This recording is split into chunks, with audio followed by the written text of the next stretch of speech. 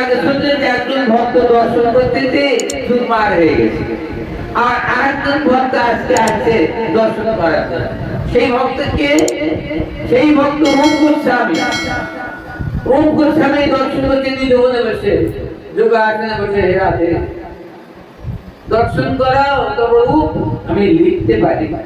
উনি পাঁজি হাতে করে কাগজ কলম হাতে করে রয়েছে, রাধারানী দর্শন দেবেন, কি দর্শন হবে তাই দিন।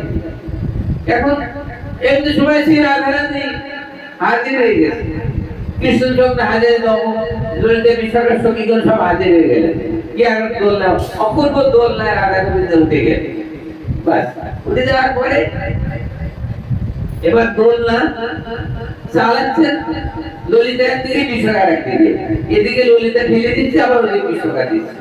এখন রাধারানীর যখন ওই বেদিটা কালো লম্বা বেদি, এবং সেই লম্বা যে চুলের বেদি না, ওই বেদির মাথায় না একটা ফুল দেওয়া আছে, ফুল তৈরি করে দিয়েছে সখী। এখন দেখতে খুব সুন্দর। এখন যখন ওই দোলনা যখন এদিকে চলে আসছে, যখন ওদিকে চলে যাচ্ছে, তখন এই পৃষ্ঠের লম্বিতে বেদি যেন কাল হয়ে যাচ্ছে। তখন দোলনা যখন দুলছে যাচ্ছে যখন, তখন এই পৃষ্ঠের এই বেদিটাকে কাল ভুজঙ্গিনীর মতো মনে হয়। এখন ভূগোলিতে পৃষ্ঠেতে লম্বিত বেদি যেন কালো ভুজঙ্গিনী, কোটি কোটি কোটি দিনী সতত হিয়ায় জাগে। পৃষ্ঠেতে লম্বিত বেদি যেন কালো ভুজঙ্গিনী, কোটি কোটি কোটি দিনী সতত হিয়ায় জাগে। ওই দর্শন করে উনি লিখে উনি ওনার বাসায় চলে গেলেন। যে বাসায় ওই কাগজটা দেখেছে, আগে তাল পাতা ছিল, তাল পাতা লেখা। এখন কোনো কারণে সনাতন গোস্বামী একদিন গোস্বামী ওই ঝোপড়ায় এসে, ওরু কি করছো? তা উঠে দাদা বসে আছে ঠাকুরের কাছে। তা বলছো ঠাকুর কাজ করছো? তা কি লেখাপড়ার বলতে কি হচ্ছে? তাই উনি কি সেই কাগজটা দেখছে। ওরু তুমি কি লিখেছো? এটা পৃষ্ঠেতে লম্বিত বেদি জানো কাল ভুজঙ্গিনী। রাধারানী বেদিটা কাল সাপের সঙ্গে তুলনা করেছো? সনাতন গোস্বামী উনি তো বড় ভাই। তা বলছে দাদা আমি কি করবো, আমার পড়ার কিছু না, আমি যেমন দেখে আছি তেমনি লিখি। কি তুমি কি দেখে আছো? রাধারানী সেই মানে কৃষ্ণ সোহাগিনী, সমস্ত রূপের সমস্ত গুণের গুণবতী যে রাধা, সেই রাধার বেদিটাকে তুমি কাল সাপের সঙ্গে তুলনা করেছো, এমন কখনো লিখো না। তুমি এটা বাদ দাও। না দাদা আমি বাদ দিতে পারি না, হে মহাজন আমি বাদ দিতে পারি না, আমি দেখিয়াছি তাই দেখিয়াছি। তাহলে বাদ দাও, আমাকে দেখাতে। হ্যাঁ আর চলো তাই দেখাও, যদি না দেখাতে পারো তা তোমার হবে, ঠিক আছে। যদি আমার আধারে আমার এটা লিখিয়ে থাকে তা আমি দেখাতে অবশ্য পাবো। তাহলে ঠিক আছে, তাহলে রাত্রে নিধুবনে যাই। সেই নিধুবনে দুই ভাই পাশাপাশি বসে আছে। রূপ গোসাই বলছে দাদা আমার গায়ে গায়ে লেগে থাকো, ওনাকে স্পর্শ করে থাকতে হবে। এখন সনাতন গোস্বামী রূপ গোসাই চুপ করে বসে আছে। গভীর রাত্র হয়েছে, গভীর রাত্র যখন হয়েছে তখন রুনুঝুনু শব্দ, তখন চরণে হইছে রুনুঝুনু শব্দে রাধে গমন করিছে। সখীগণ ফুলের রাস্তা করে দিয়ে যাচ্ছে। অনঙ্গ মঞ্জরি নিল ফুল সাজিয়ে হাতে, আবার আগে আগে ফুল ফেলি যাত মন সাধে। আর আমার শিরতি মঞ্জরি তাই কুড়ি ফুল বাছে। আমাদের আদিনাথ প্রভু শিরতি মঞ্জরিতে বসে আছেন, আমাদের বুঝতে পেরে উনি শিরতি মঞ্জরি। আর চলে যেতে কমলিনীর পায়ে বাজে পাশে আগে আগে এখন অনঙ্গ মঞ্জরি নিল ফুল সাজে হাতে, আগে আগে ফুল ফেলি জানো মন সাধে। আবার শিরতি মঞ্জরি তাই কুড়ি ফুল বাছে, চলে যেতে কমলিনীর পায়ে বাজে পাশে। কমলিনীর চরণে, সুকোমল চরণে ওই কুড়ি ফুল না জানে কত কষ্ট হবে। তাই প্রস্ফুটিত ফুল ছাড়া কুড়ি ফুল ঠাকুরের চরণে দিতে নাই। পুরীপুর ঠাকুরের চরণে লাগে। তাই চিরতি মঞ্জুরি বলে এমন সেবা কয়জন জানে, চিরতি মঞ্জুরির মতো এমন সেবা কয়জন জানে, এমন সেবা কে কয়জন জানে। তাই আজকে প্রতি মঞ্জুরির শ্রেষ্ঠ সেবা তাকে ফুলে পদ দিয়া ধনী করিল মামা, আর অনঙ্গলা কোন গুঞ্জে দিল দর্শন। অনঙ্গলা গুঞ্জে রাধারানী দর্শন হলেন কৃষ্ণের। এবার রাধা গোবিন্দ নিধুবনে আছে দুজন, আর সখীবৃন্দ পরিবেষ্টিত অবস্থায় রুদ্রজনের শব্দ হচ্ছে। তখন রূপের সমাজে দাদা চক্ষু দিলেন, ভালো করে দেখতে থাকুন। রাধারানী আসছে, কৃষ্ণচন্দ্র আসছে। দুজনের অপ্রাকৃত রূপ, কতটা রূপ, মানে সেই নব বিদ্যুতের ছটা আবার নব মেঘের ছটা একত্র আছে। কৃষ্ণের নব মেঘের রূপ আর রাধারানীর নব বিদ্যুতের রূপ, দুই রূপ একত্র অবস্থায় চলে আসছে। এবার দুজন দেখছে, তাই তো এবার দোলনায় চাপন হয়েছে। রাধারানী বলছে হাসছে, রূপের সামনে দেখাতে রূপ তুমি দাদাকে দেখিয়ে দিয়েছো, দেখো সনাতন গোস্বামীকে দেখাচ্ছে রাধারানী দেখো রূপ খারাপ কিছু লেখেনি, ঠিক ঠিক লিখে আছে। এবারে যখন দোলা দিয়েছে তখন পৃষ্ঠিত লোক বেঁধে বেঁধে ঠিক কালো ভুজঙ্গিনের মতো হয়েছে।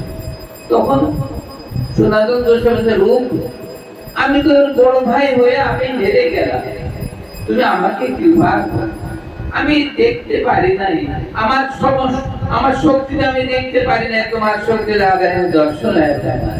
তা তুমি ঠিক করিয়াছো, আজকে থেকে তুমি আমার বড়, আমি বড় তোমার ছোট।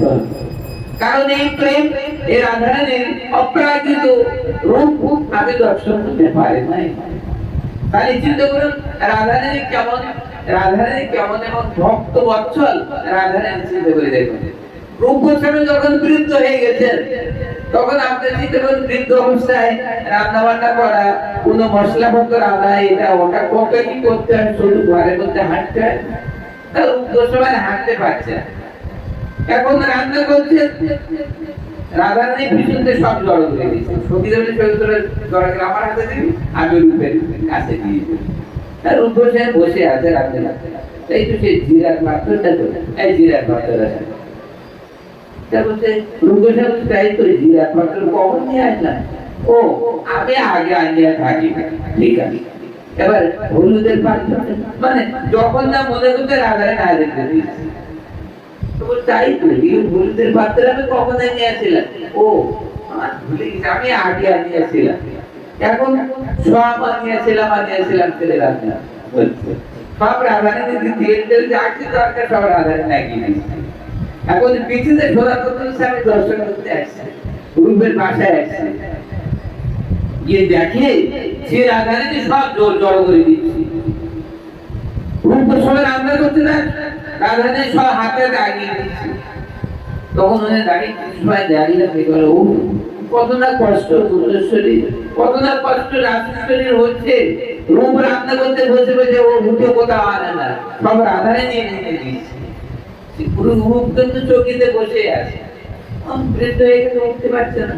তাই এমন মনে হচ্ছে যে আগে সব এনেছে, এদের কি চুগলে উনি আনেন, রান্না করার জন্য বসেছেই মাত্র, সব কিন্তু রাজেশ্বরী দিয়ে দিচ্ছে। রূপ গোস্বামী সনাতন গোস্বামী পিছনে দাঁড়িয়ে দেখছে, দেখার পর আসার রূপ রান্না বান্না করো না, তুমি এসব দিনে এনেছিলে কষ্ট করতে, তা হ্যাঁ দাদা আরে সব আনিয়েছিল, তুমি তো কিচ্ছু আনে না, তুমি তো বসেছিলে, সব তো রাজেশ্বরী সব এনে দিচ্ছে, সেই রাধারানী তো সব এনে দিয়ে তোমার হাতে জোয়ান দিচ্ছে, তুমি তো বসে ঘুরছো রান্না করছো। তাই তো তুমি তো কিছুই আনোনি, সব তো রাধারানী তোমার পরিচালিত হচ্ছে, রাধারানী তোমার দাসের মতো জড় করে দিচ্ছে, তা তুমি রাধারানীকে আর কষ্ট দিও। তা বলছে তাহলে আমি রান্না করবো, আমি রান্না করবো না, রাধারানী কষ্ট। তাহলে চিন্তা করে দেখো যে ভগবান এবং সে রাধারানী কত ভগত বৎসল। এটি যে সংসার মাঝে সেই রাধা গোবিন্দের ভজন আমরা করি, তাহলে আমাদের অন্তর বাহ্য দ্বৈত সাধন, আমাদের অন্তর সাধন আর বাহ্য সাধন দুই সাধন মিলে আমাদের সাধন হবে। শুধু বাইরে সাধন করলে কিন্তু কৃষ্ণ পাওয়া যায় না, বাইরে কৃষ্ণ কৃষ্ণ কৃষ্ণ বলে কৃষ্ণ পাওয়া যায় না। এই ভিতরে একটা আত্মা আছে, ওই আত্মাকে কৃষ্ণ কৃষ্ণ বলাতে হবে। যেমন যদি আমরা কোথাও শুয়ে থাকি, কোথাও গমনা করি, আমাদের হাতে যদি কোনো সেবামণি মালা না থাকে, কিন্তু রসনা ভিতরে আল্লাহজি আছে না, আল্লাহজির সবসময় নাম জপ করতে হবে, আল্লাহজির সবসময় নামের মধ্যে রাখতে হবে, অভ্যাস করতে দিতে হবে। মানে যেমন একটা হামান, আমাদের মধ্যে একটা কাঠি থাকে না, আমার ডাকি বলে, তা দিয়ে যেমন আমরা পেশন করি, ওরকম আর মুখটাকে হামান চেষ্টা করো, এবং মুখটার মধ্যে যে জীব আছে, আলা জীব আছে, ওকে হামান চেষ্টা ডাকি সরো, এবং ওই মুখের মধ্যে সবচেয়ে হরে কৃষ্ণ কৃষ্ণ কৃষ্ণ হরে হরে, হরে রাম রাম রাম হরে। বাজার ঘাট যেখানে যাবো না, কিন্তু নাম কিন্তু রসনায় জপ করিতে হইবে। মুখে যদি অন্তর বাহ্য দুইটা সাধন, আমাদের সাধন দুই প্রকার, অন্তর বাহ্য। বাইরে মানে বাইরের সাধনকে বাহ্য সাধন বলা হয়, আর তো ইত্যাদি এটা বাইরের সাধন। সন্ধ্যা আরতির জন্য জিনিস রেডি করো, সন্ধ্যারা পবিত্র দিলেই করে আরেকজন। এখন তাই দেখা যাচ্ছে যে আমার অন্তর জপ মুনি ঋষিগণ ধ্যানস্থ হয়ে থাকে। তা আপনারা মনে করেন মুনি ঋষিগণ কি ধ্যানস্থ হয়ে ঘুমাচ্ছে? না, ওনারা অন্তর জপ করেন, অন্তর জপ করতে থাকে। অন্তর জপ না করলে ভগবানের চরণে পৌঁছে যায় না। আজকে চিন্তা করুন, আজকে যখন রাশে যখন ভগবান ডাকছেন সবাইকে, তখন ব্রজ গোপীগণ অনেকে স্বামীরা যেতে দেয়নি, গভীর রাত্রে। এখন কেন যাবে? কারো অনেক বাধা, শরীর শাস্ত্রে বাধা ছিল, আসতে দেয়নি তাদের। এমনকি ঘরের মধ্যে তালা দিয়ে রেখেছে সেই সব রমণীদের, তারা কৃষ্ণ সেবার সাহায্যকারী। তখন ওদিকে বিদুবনে যখন শারদীয় পূর্ণিমা রাশে, যখন রাশেশ্বরীতে ডাকছে ভগবান কৃষ্ণ, যখন বংশী ধ্বনি করছে, তখন রমণ থাকতে পারছেন না, তাই স্বামীরা ঘরের মধ্যে ঢুকে তাড়াতে রেখেছে, যাবা এই রাখতে যেতে দেবো। তো স্বামীরা যখন তালাতে রেখেছে, তখন ওনারা ধ্যানস্থ হাত সই মিশে বাড়ি চলে গেছে। হাত সই মিশে তারা সবার আগে হাজির হয়েছে, যারা ধ্যানস্থ। তাহলে কৃষ্ণ সেবার যারা দাসী, তাদেরকে আটকানো যায় না, তাদের মন প্রাণে কৃষ্ণ চরণে দেওয়া আছে, কাজে কাজে বাইরে আটকানো তাদের আটকানো যায় না। তাদের অন্তর বাধ্য একনিষ্ঠ ভাবে কৃষ্ণ সেবা করে, কাজে কাজে সেটাও রমণে চলে গিয়ে সেই রাশে মিশে গেছে। আপনার বলতে পারেন এই রাশে, এই যে গোপীগণের যে বিবাহ হয়েছে, প্রত্যেকে স্বামী আছে, আবার এনারা কৃষ্ণ সেবা সাহায্য করতে কি করে করতে পারছে? আমি বেশিক্ষণ বলবো না, আরো ভক্ত আছে। তা এই মেয়েরা, এদের প্রত্যেকে স্বামী আছে, তাহলে এখানে সংসার আছে। তাহলে সংসার যদি থেকে থাকে, তা কৃষ্ণ সোহাগিনী কি ভাই বলো? এবং কৃষ্ণকে কি করে আল্লাহ দিচ্ছে, কৃষ্ণ কি করে কোলে করছে, কৃষ্ণ কি করে লেহন করছে, কৃষ্ণকে কিভাবে সেবা করছে, এই এনারা তো বিবাহিত হয়েছে। তাহলে এনারা তাহলে আবার কৃষ্ণ সেবা এবং কৃষ্ণের বিবাহিত মেয়েদের সেবা দিচ্ছে, তাহলে আহ্বান কেমন? এটা সবাই বলতে পারে, এটা সবার প্রশ্ন হতে পারে না।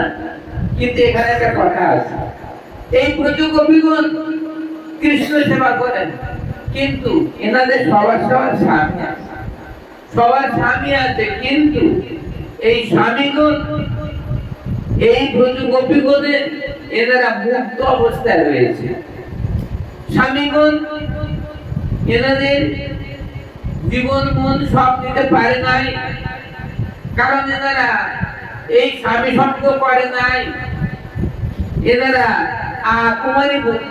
কুমারী রয়েছে, এরা কুমারী রয়ে গেছে, এনারা কেউ এই স্বামী সঙ্গ করে যদি আপনারা বলতে পারেন বিবাহ হয়েছে তার স্বামী তো করে নাই, এরকম একটা কথা হয়?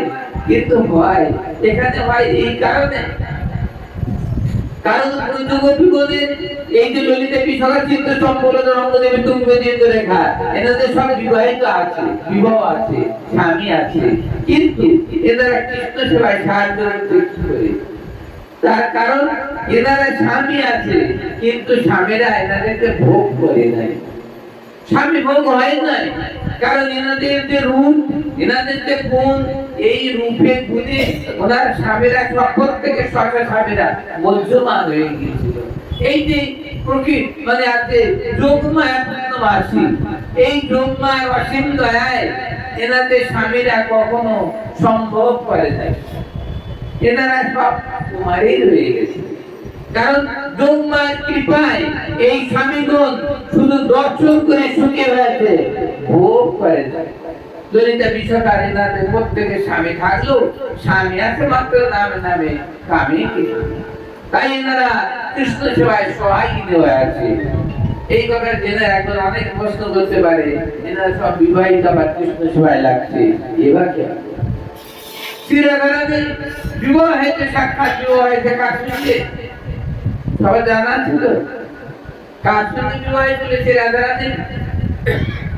আইন ঘোষ নাম, ভালো নাম অভিমন্যু, অভিমন্যুর সঙ্গে রাধারানীর বিবাহ আছে, জাগতিক বিবাহ আছে, কিন্তু রাধারানীর মুখ, রাধারানীর স্পর্শ ওই অভিমন্যু করে নাই। উনি কৃষ্ণ সোহাগিনী রয়ে গেছে। এই জন্য সংসার মাঝে তাদের রাধারানী চিরকুমারী রয়ে গেছে। কৃষ্ণ সেবার